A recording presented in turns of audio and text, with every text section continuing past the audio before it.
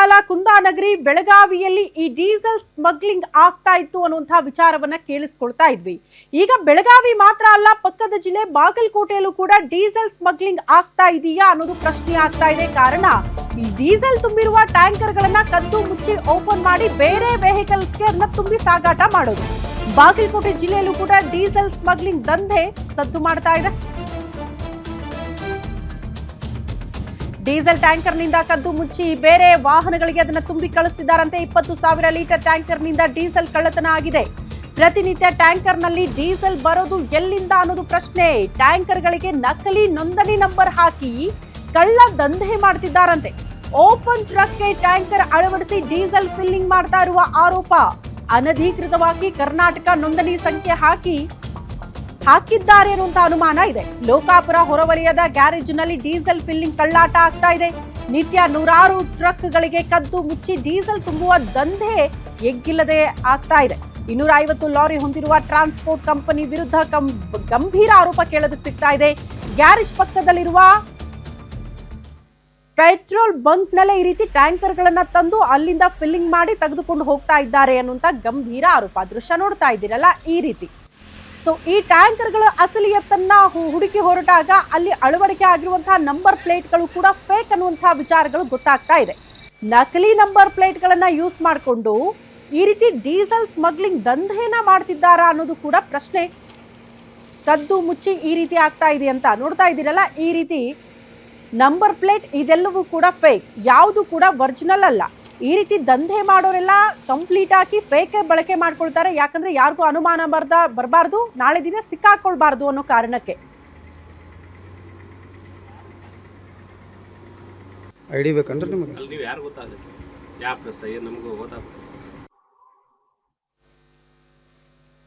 ಯಾದವಾಡ ರಸ್ತೆಯಲ್ಲಿ 5 ಕಿಲೋಮೀಟರ್ದೊಳಗೆ ನಮ್ದೊಂದು already Naira pump ಹಾಗೂ ನಮ್ಮ ಹೆಸರಲ್ಲಿ ಒಂದು ಮೇಲ್ಗಡೆ HP ಪಂಪ್ ಇದೆ.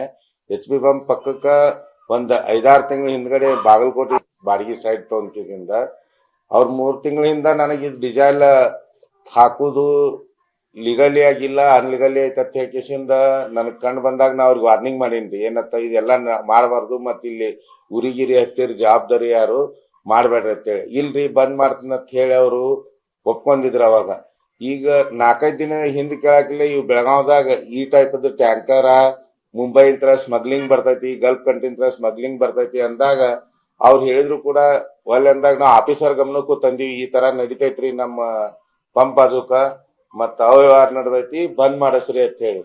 ಅದ್ ನಮ್ಮ ಅತ್ತಿಗೆ ಬರುದಿಲ್ಲತ್ತನು ಹೇಳ್ಯಾರು. ಹೊಳ್ಳೆ ಅವ್ರ ಸನೇಕೂ ಬಂದಿಲ್ಲ ಇತ್ತಾಗ. ಈಗ ನೋಡಾಕಿಲ್ಲ ಅವ್ 2 ಗಾಡಿ ಅಲ್ಲಿ ಡಿಸೈಲ್ದು ಚೆಕ್ ಮಾಡಿದಾಗ ಒಂದ್ MH ಪಾಸಿಂಗ್ ಮುಂದ್ ಒಂದ್ ಬಾಗಲಕೋಟ್ ಪಾಸಿಂಗ್ ಹಚ್ಚಾರು. ಆ ಗಾಡಿ ಆಟೋ ಒಳಗ್ ಚೆಕ್ ಮಾಡಾಕಿಲ್ಲ ಓಪನ್ ಬಾಡಿ ಹತ್ತೈತಿ. ಆ ಗಾಡಿನೂ ಫೇಕ್ ಐತಿ. ಮತ್ತ ನಮಗ್ ಏನ್ ಅನುಮಾನ ಐತಿ, ಇವ್ರ ಡಿಸೈಲ್ ಬೆಳಗಾವದಾಗ ಯಾವ ತರ ಸಿಕ್ಕ ಇವ್ರು ಅದ ನಮೂನಿ ಒಳಗ ಡಿಸೈಲ್ ತಂದ ಕಳ್ ಸಾಗಣೆ ಮಾಡ್ತಾರು. ಮಾರ್ಕೆಟ್ನ್ಯಾಗ ಮತ್ತ ಸರ್ಕಾರಕ್ಕಾಗ್ಲಿ ಮಂದಿಗಾಗ್ಲಿ ಹಾನಿ ಮಾಡ್ತಾರು. ಅದ್ರಗೋಸ್ಕರ ನಾವು ಹೇಗೆ ತನಿಖೆಗೊಂಡ ಮತ್ ಹಿಂದೊಂದು ಡಿಸೈಲ್.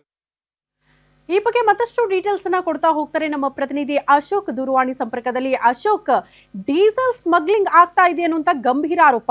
ಇಷ್ಟು ದಿನಗಳ ಕಾಲ ಫೇಕ್ ನಂಬರ್ ಪ್ಲೇಟ್ ಬಳಸ್ಕೊಂಡು ಟ್ಯಾಂಕರ್ಗಳು ಬರ್ತಾ ಇತ್ತು, ಅಲ್ಲಿಂದ ಫಿಲ್ಲಿಂಗ್ ದಂಧೆ ಆಗ್ತಾ ಇತ್ತು ಅಂದ್ರೆ ಯಾರ ಗಮನಕ್ಕೂ ಬಂದಿಲ್ವಾ ಅಥವಾ ಅನುಮಾನನೇ ಬಂದಿಲ್ವಾ ಈ ರೀತಿ ಆಗ್ತಾ ಇದೆ ಅಂತ? ಶ್ರುತಿ, ಇದೇನು ಇತ್ತೀಚೆಗಷ್ಟೇ ಏನು ಬೆಳಗಾವಿ ಜಿಲ್ಲೆಯಲ್ಲಿ ಒಂದು ಮಹಾರಾಷ್ಟ್ರದಿಂದ ಏನು ಸ್ಮಗ್ಲಿಂಗ್ ಗ್ಯಾಂಗ್ ಪತ್ತೆಯಾಗಿತ್ತು, ಡೀಸೆಲ್ ಸ್ಮಗ್ಲಿಂಗ್ ಗ್ಯಾಂಗ್ ಪತ್ತೆಯಾಗಿತ್ತು. ಅದ್ರ ಬೆನ್ನಲ್ಲೇ ಇದೀಗ ಬಾಗಲಕೋಟೆಯಲ್ಲೂ ಕೂಡ ಆ ಗ್ಯಾಂಗ್ ನ ಜಾಲ ಬೀಸಿದೆಯಾ ಅಥವಾ ಆ ಜಾಲ ಇಲ್ಲಿಯೂ ಕೂಡ ಹಡಿದೆ ಅನ್ನೋ ಅನುಮಾನ ಈಗ ವ್ಯಕ್ತವಾಗ್ತಿರುವಂತದ್ದು. ಯಾಕಂದ್ರೆ ಬಾಗಲಕೋಟೆ ಮತ್ತು ಬೆಳಗಾವಿ ಮಾರ್ಗಮಧ್ಯಲ್ಲಿರುವಂತಹ ಯಾದವಾಡ ಮತ್ತು ಲೋಕಾಪುರ ಮಾರ್ಗಮಧ್ಯದಲ್ಲಿ ಒಂದು ಸ್ಮಗ್ಲಿಂಗ್ ಗ್ಯಾಂಗ್ ಏನು ಪತ್ತೆಯಾಗಿರುವಂತದ್ದು. ಯಾಕಂದ್ರೆ ಅಲ್ಲಿ ಪೆಟ್ರೋಲ್ ಬಂಕ್ ನ ಪಕ್ಕದಲ್ಲೇ ಒಂದು ಗ್ಯಾರೇಜ್ ನ ಬಾಡಿಗೆ ಪಡೆದುಕೊಂಡು ದೊಡ್ಡದಾದ ವಿಶಾಲ ಒಂದು ಏರಿಯಾದಲ್ಲಿ ಗ್ಯಾರೇಜ್ ಮಾಡಿಕೊಂಡು ಆ ಗ್ಯಾರೇಜ್ ನಲ್ಲಿ ಈಗ ಅಕ್ರಮವಾಗಿ ಡೀಸೆಲ್ ಅನ್ನ ಏನು ಪಂಪ್ ನೀರಿನ ಪಂಪ್ ಸೆಟ್ ಇದೆ ಆ ರೀತಿಯ ಒಂದು ಪಂಪ್ ಸೆಟ್ ಮೂಲಕ ಒಂದು ಟ್ಯಾಂಕರ್ ನಿಂದ ಮತ್ತೊಂದು ಟ್ಯಾಂಕರ್ಗೆ ಏನು ಬೇರೆ ಕಡೆ ವರ್ಗಾವಣೆ ಏನು ಹಾಕುವುದನ್ನ ಈಗ ದೃಶ್ಯಗಳಲ್ಲಿ ನಾವು ಕಾಣಬಹುದಾಗಿದೆ. ಈಗ ಸ್ಥಳೀಯರು ಅದನ್ನ ಮೊಬೈಲ್ ನಲ್ಲಿ ಸೆರೆ ಹಿಡಿದಂತದ್ದು ಅಲ್ಲಿ ಕಂಡು ಬರ್ತಾ ಇರುವಂತದ್ದು. ಈಗಾಗಲೇ ಏನಂದ್ರೆ ಅದಕ್ಕೆ ಸಂಬಂಧಪಟ್ಟಂತೆ ಏನು HP ಪೆಟ್ರೋಲ್ ಪಂಪ್ ಇದೆ, ಆ HP ಪೆಟ್ರೋಲ್ ಪಂಪ್ ನ ಪಕ್ಕದಲ್ಲೇ ಈ ಒಂದು ಏನು ಅಶೋಕ್, ವಾಪಸ್ ಬರ್ತೀನಿ. ಈಗ ಪೆಟ್ರೋಲ್ ಬಂಕ್ ಮಾಲೀಕರು ಆದಂತಹ ಲೋಕನ್ನ ಕತ್ತಿ ಅವರು ದೂರವಾಣಿ ಸಂಪರ್ಕದಲ್ಲಿದ್ದಾರೆ. ಲೋಕನ್ ಅವರೇ, ನಮಸ್ತೆ. ನಮಸ್ತೆ ಮೇಡಮ್, ನಮಸ್ತೆ. ಹೆಂಗ್ ಇದು ಗಮನಕ್ಕೆ ಬಂದಿದ್ದು ಈ ರೀತಿ ಫೇಕ್ ನಂಬರ್ ಪ್ಲೇಟ್ ಇದು ಬಳಸ್ಕೊಂಡು ನಮ್ದು diesel H P smuggling petrol ಮಾಡ್ತಿದಾರೆ ಪಂಪ್ ಅಂತ? ಪಕ್ಕಕ್ಕೆ ಇದಾರೆ ಮೇಡಮ್. ಹಾ ನಾವು ಆಲ್ರೆಡಿ ಅವ್ರಿಗೆ 2 ತಿಂಗಳ ಮುಂಚೆನೆ ಹೇಳಿವ್ರಿ, ಈ ತರ ಎಲ್ಲ ಇಲ್ಲಿ ಹಾಕ್ಬಾರ್ದು ಡೀಸೆಲ್, ನೀವು ಮಾಡಬಾರ್ದು ಆ ತರ ಅಂತ ಹೇಳ್ಕಿಸಂದ್ರಿ. ಎಲ್ಲಿ ನಿಮ್ ಪೆಟ್ರೋಲ್ ಬಂಕ್ ನಾವೆಲ್ಲ- ಪಕ್ಕದಲ್ಲೇ ಆಗ್ತಿತ್ತೇನ್ರಿ ಇದು? ಹಾ, ನಮ್ ಕಾಂಪೌಂಡ್ ಅಟ್ಯಾಚ್ಮೆಂಟ್ ಇದೆ ರೀ ಮೇಡಮ್ ಅವ್ರದ್ದು ಗ್ಯಾರೇಜ್. ಓಕೆ. ನಾವ್ ಹೇಳಿದೀವ್ರಿ ಅವ್ರಿಗೆ, ಇಲ್ಲ ನಾವು ಮುದೋಳ್ದಾಗ ತರ್ತೀವಿ ಅಲ್ಲಿ ತರ್ತೀವಿ ಅಂತ ಹೇಳಿದ್ರು. ಹಾ ಆದ್ರೂ ನನಗೇನ್ ಸಂಶಯ ಬತ್ತ, ಈಗ ಮನ್ ಬೆಲ್ಗಾಮ್ನಾಗೆಲ್ಲ ಗಾಡಿ ಹಿಡಿದ್ರಲ್ರಿ, ಅದು ತುಂಬಾಯ್ತು. ಇವು ಗಾಡಿ ನೋಡೋದಕ್ಕ ಅದೇ ತರ ಹೋಲಿಕೆಯಲ್ಲಿ ಅದಾವು. ಇದು ಕೂಡ ಹಂಗ್ ಸಾಗಣೆ ಆಗ್ಬೋದನು. ಮತ್ತೆ ಇದನ್ನ ನೀವು ಸರ್ಕಾರದವ್ರು ಪರಿಶೀಲಿಸ್ರಿ. ಮತ್ತೆ ನಮಗೂ ಇದು ಬಾಜುಕ್ ಎಕ್ಸ್ಪ್ಲೋಸಿವ್ ಇರಂಗಿಲ್ಲ, ಏನಿಲ್ಲ.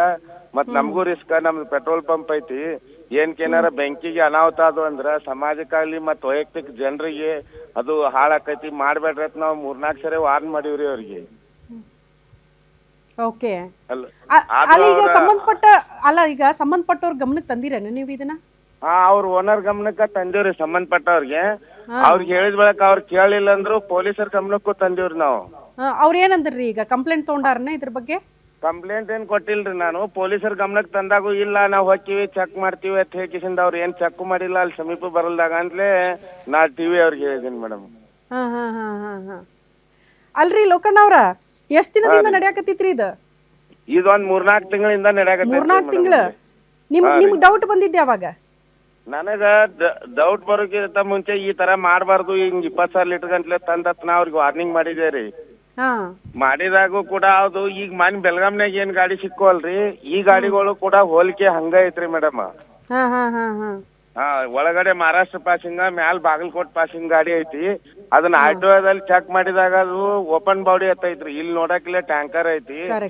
ಅಲ್ಲ ಲೋಕಣ್ಣ ಅವ್ರ, ಇಷ್ಟು ಸೂಕ್ಷ್ಮವಾಗಿ ನೋಡಿ ನೀವು ತಿಳಿಸಿದ್ರಲ್ಲ, ಅದು ಗ್ರೇಟ್. ಇಂಥ ದಂಧೆಗೆ ಫುಲ್ ಸ್ಟಾಪ್ ಬೀಳಲಿ ಅಂತ ನಾವು ಕೂಡ ಸಂಬಂಧಪಟ್ಟ ಇಲಾಖೆ ಅಧಿಕಾರಿಗಳು ಮತ್ತು ಪೊಲೀಸರ ಗಮನಕ್ಕೆ ತರುವಂತ ಪ್ರಯತ್ನ ಮಾಡ್ತೀವಿ. ಲೋಕಣ್ಣ ಅವರೇ, ಧನ್ಯವಾದಗಳು ಗ್ಯಾರಂಟಿ ನ್ಯೂಸ್ ಜೊತೆ ಮಾತನಾಡಿದಕ್ಕೆ.